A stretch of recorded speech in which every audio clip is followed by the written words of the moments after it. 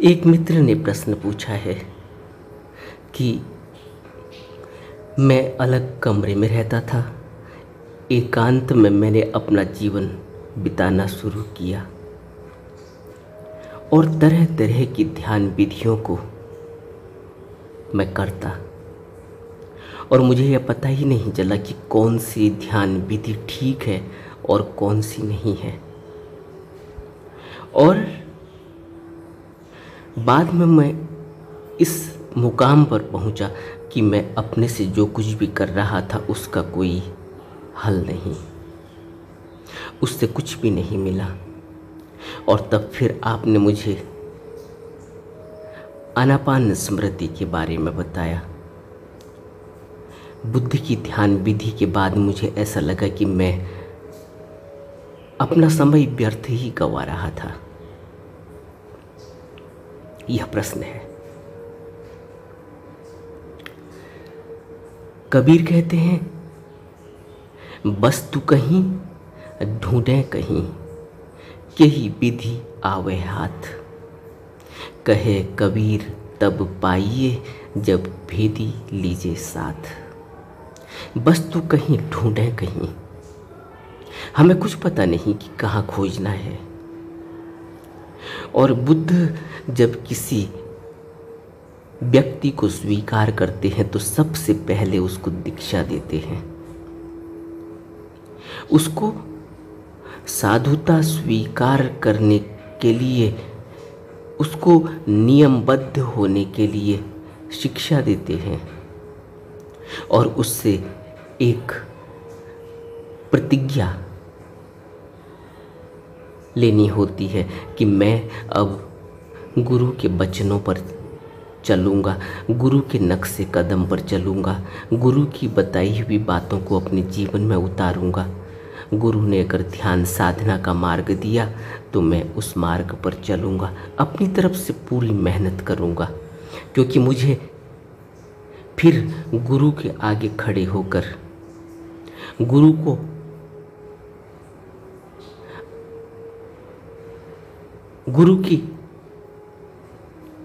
गुरु के सामने मैं खड़ा हो सकूं, आंख ऊपर कर सकूं।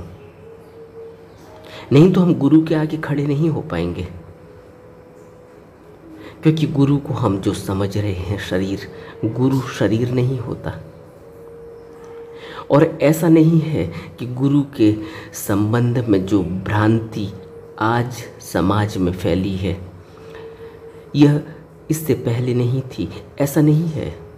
2800 साल पहले भी जब बुद्ध इस धरती पर आए तब भी यहाँ इस तरह के आडंबर, दिखावा, गुरु बनने का पाखंड बहुत था। उस समय भी बहुत से ऐसे मठ थे, बहुत से ऐसे लोग थे जिनको बहुत तकलीफ हो गई कि लोग बुद्ध के संग साथ हो रहे हैं, लोग बुद्ध के सत्संग में जा रहे हैं, बुद्ध से उपदेश ले रहे हैं, बुद्ध से दीक्षा ले रहे हैं। बुद्ध का धम्म चक्र चारों ओर फैल रहा है। उस समय उन मठाधीशों को बहुत दिक्कत हो गई थी। इसकी चर्चा हम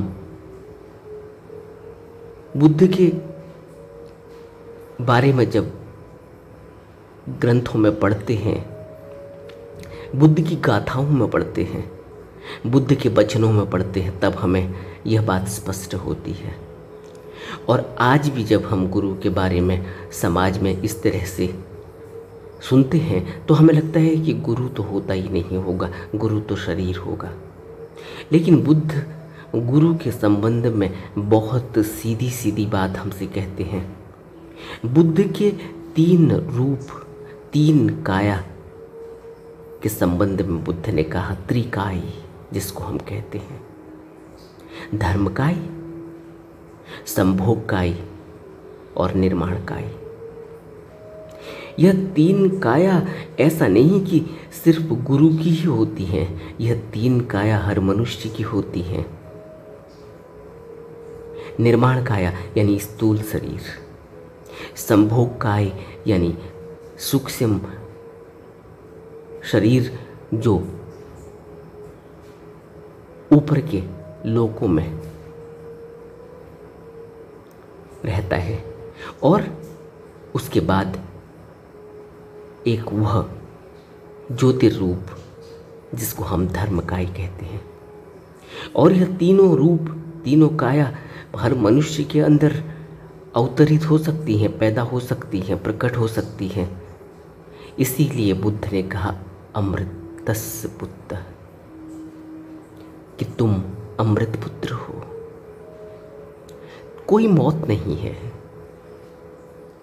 अमृतस्य पुत्र, अमृत पुत्र की कोई मौत नहीं। अमृत पुत्र क्यों कहा? अमृत, अमृत, जहां कोई मृत्यु नहीं।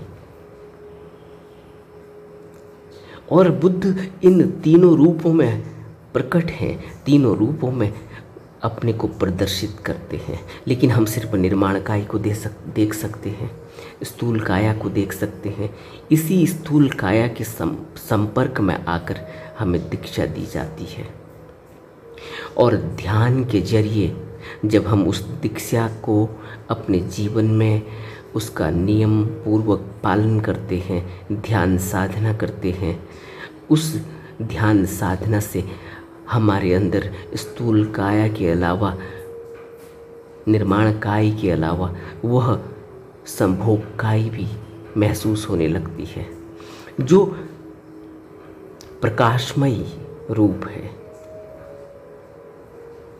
जो ऊपर के लोकों में विचरती है।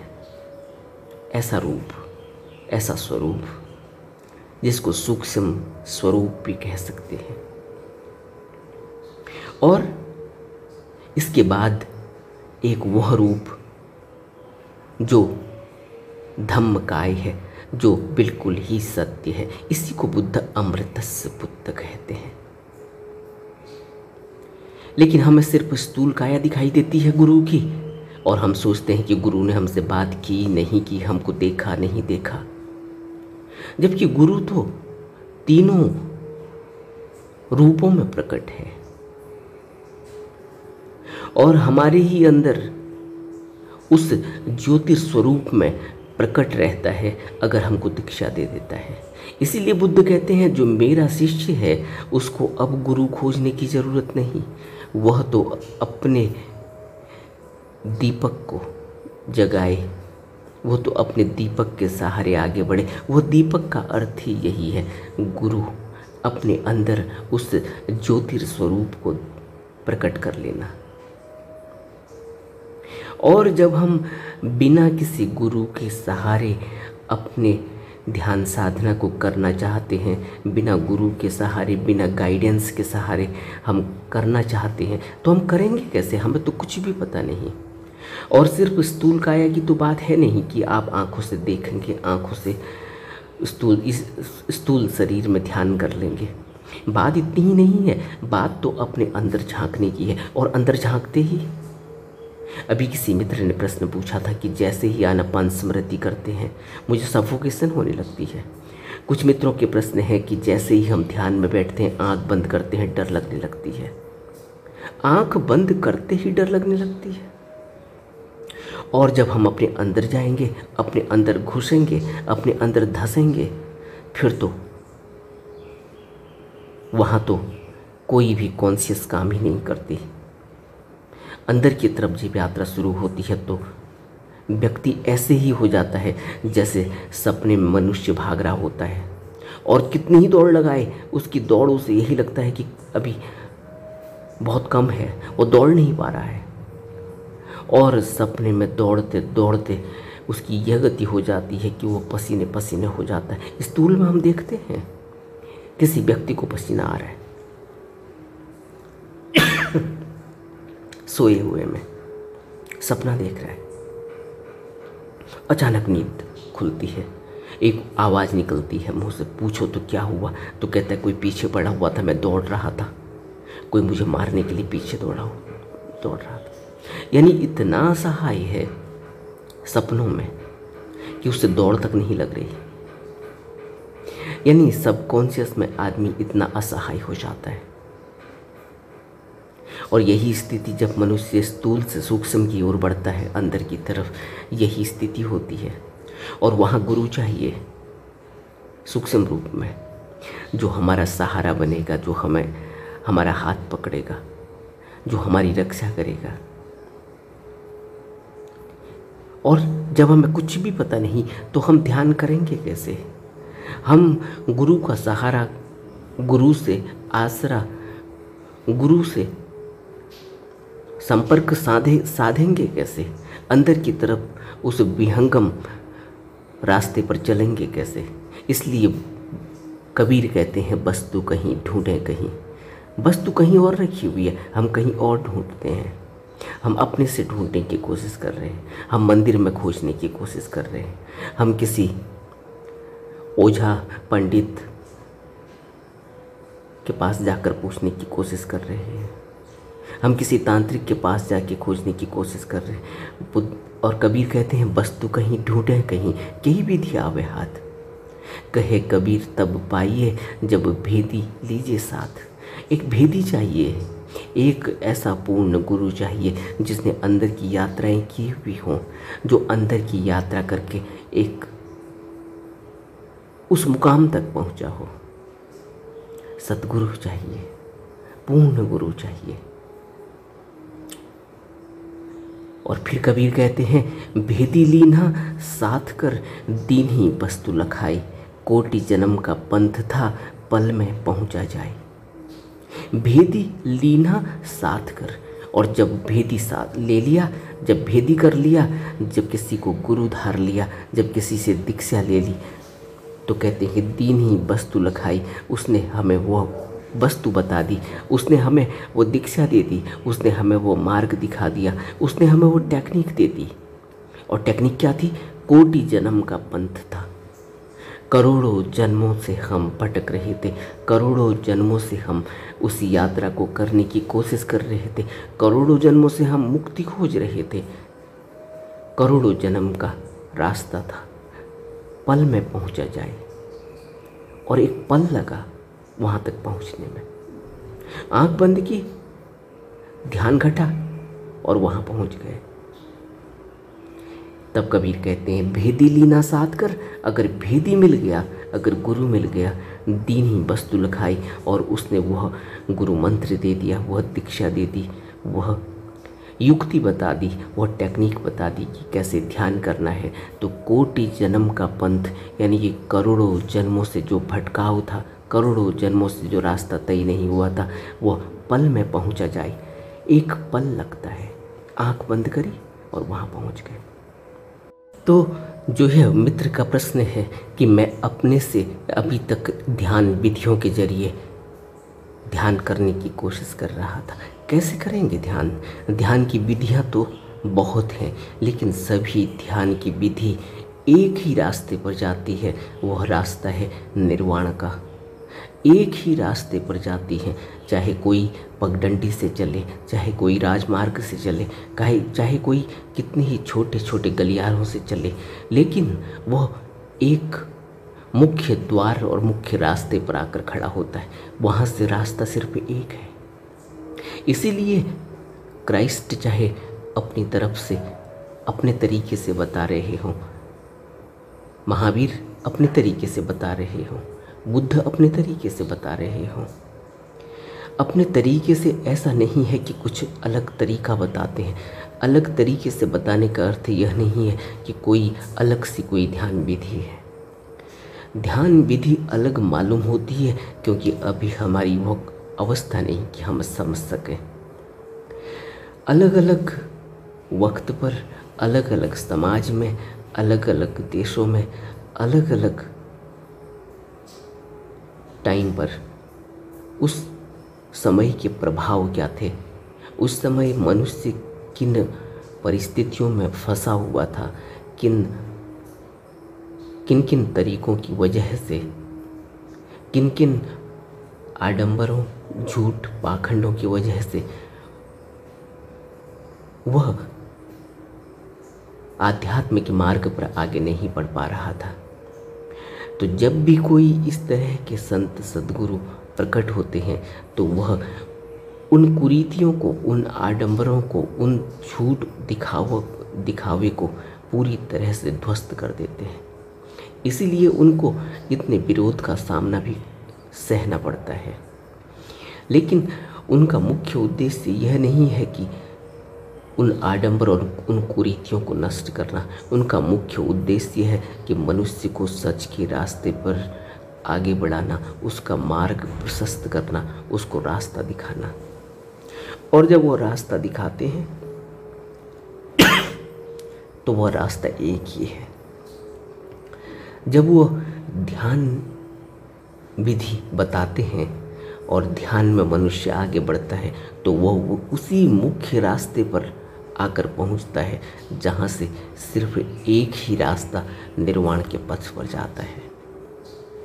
इसलिए हमें बाहरी तौर से ऐसा लगता हो भला कि कबीर कुछ और कह रहे हैं, बुद्ध कुछ और कह रहे हैं, महावीर कुछ और कह रहे हैं, पैगंबर कुछ और कह रहे हैं, कुछ और हमें लगता है क्योंकि अभी हमारा दायरा बहुत छोटा है। अभी हम बहुत छोटे दायरे से, मनुष्य की बुद्धि से सोचते हैं। लेकिन ऐसा नहीं है। वह उसी सत्य की बात कर रहे हैं, वह उसी परम सत्य की बात कर रहे हैं, वह उसी धम्म की बात कर रहे हैं जो एक है। बुद्ध कहते हैं कि सत्य दो तीन नहीं है, सत्य तो एक ही है और सत्य तक पहुंचने का रास्ता भी एक ही है। लेकिन हमें अलग अलग दिखते हैं क्योंकि मनुष्य की बुद्धि तोड़कर देखने की है। मनुष्य की बुद्धि उसको उसमें भेद करने की है, तराजू में तोलने की है, तोल के देखती है, नाप के देखती है, उसको एक को दूसरे से भिन्न करके देखती है।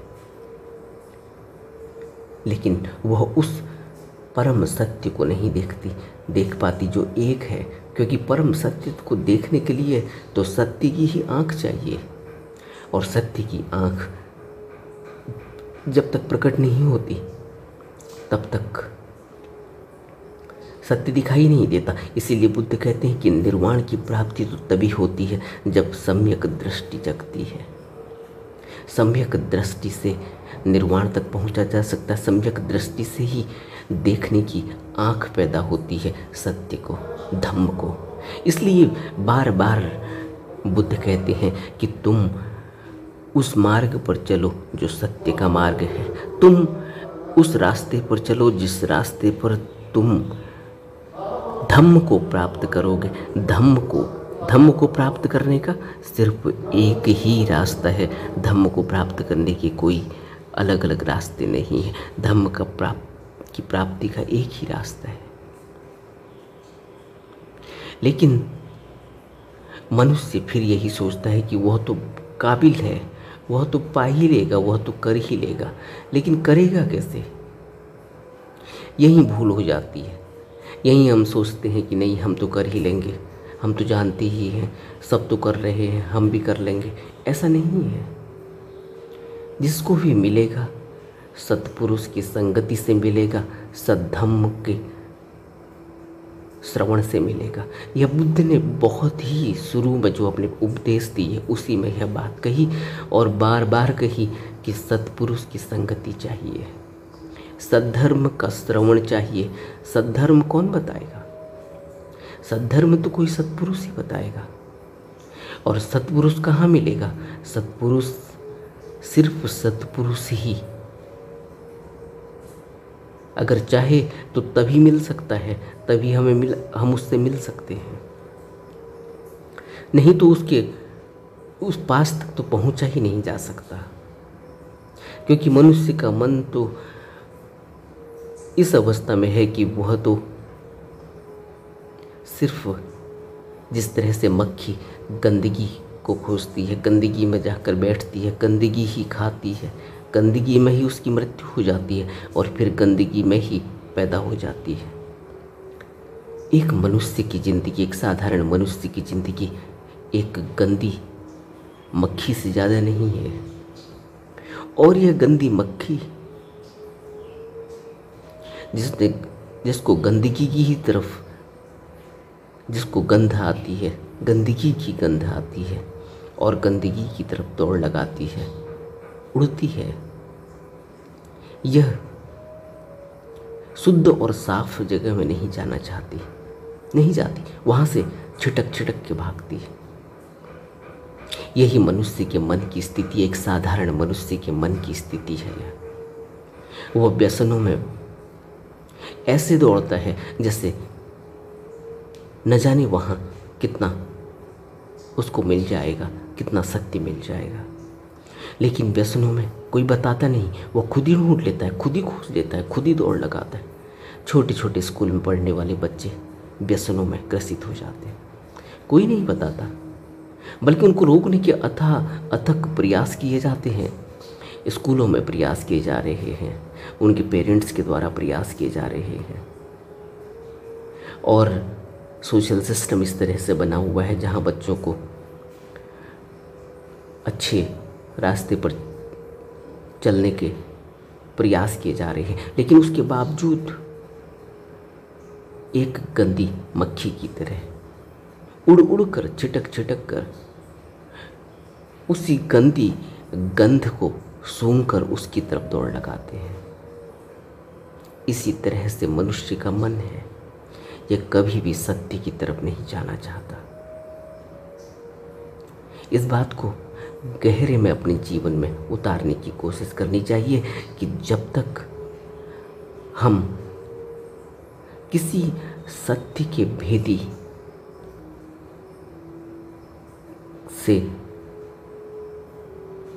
सत्य के भेदी की शरण में न जाएं, जब तक हम किसी सत्पुरुष, किसी सतगुरु की शरण में न जाएं, तब तक हम नहीं कर पाएंगे।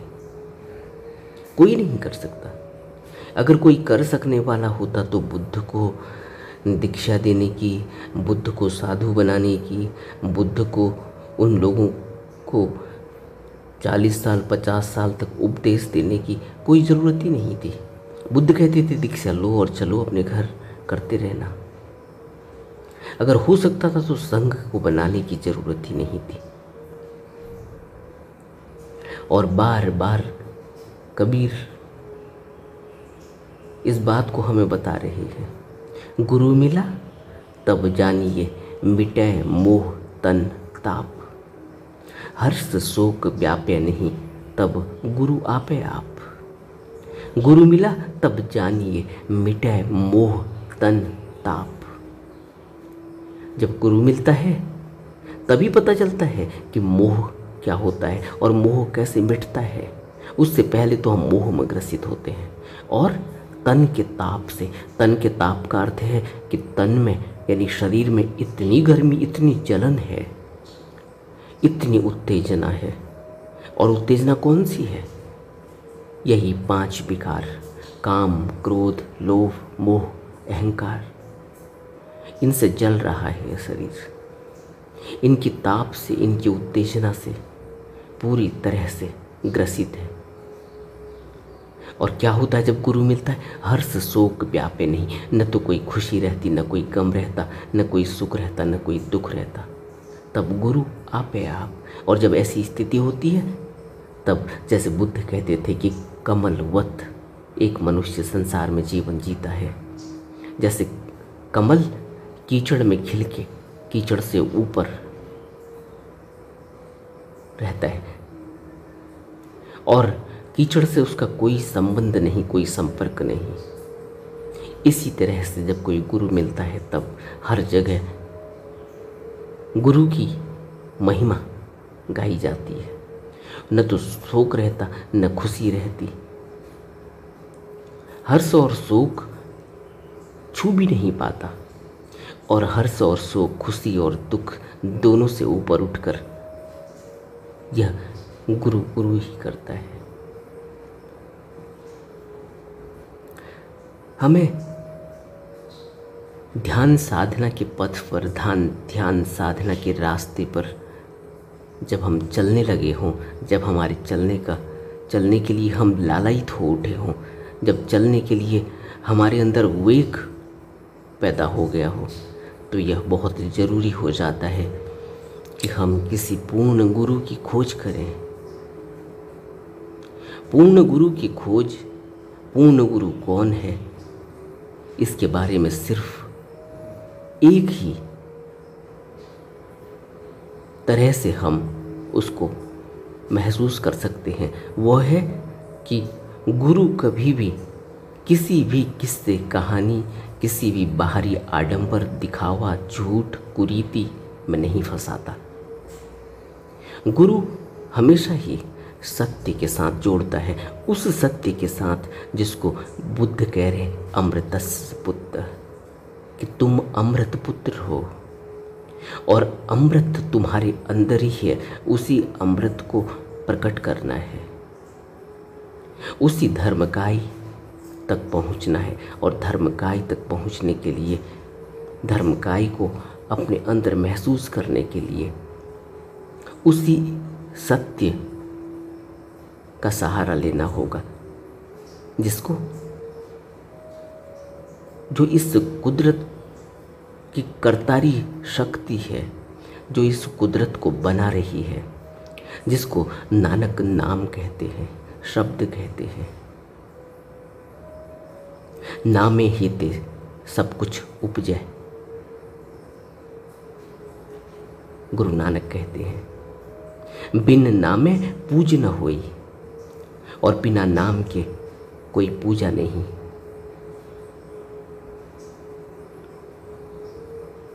नाम ही ते सब कुछ उपजे, यही नाम करतारी शक्ति है, और यही करतारी शक्ति को अनहद कहकर बयान किया गया। इसी अनहद को हमें गहरे में इसको पकड़ते हुए सूक्ष्म यात्राएं करनी होती हैं, और वह किसी गुरु के जरिए ही हो सकती है, क्योंकि गुरु ही हमें इस विहंगम रास्ते से ले जाता है। इसलिए बार बार कहा जाता है कि, जो कबीर कह रहे हैं कि जब गुरु मिलता है तभी हमें उस रास्ते का भेद मिलता है, तभी हम उस रास्ते पर चल सकते हैं। यह मनुष्य के बस की बात नहीं है, इसलिए पूर्ण गुरु चाहिए, जो हमें उस मुकाम तक पहुंचा सके, जो हमें सहारा दे, हमें रास्ता दिखाए। तो जो इन मित्र ने प्रश्न पूछा है, प्रश्न किया है, अब इनको इसके बारे में थोड़ा सा एहसास हुआ होगा, थोड़ा सा इनको इस संबंध में जानकारी मिली होगी। गहरे में खोज करनी चाहिए। नमो बुद्धाय।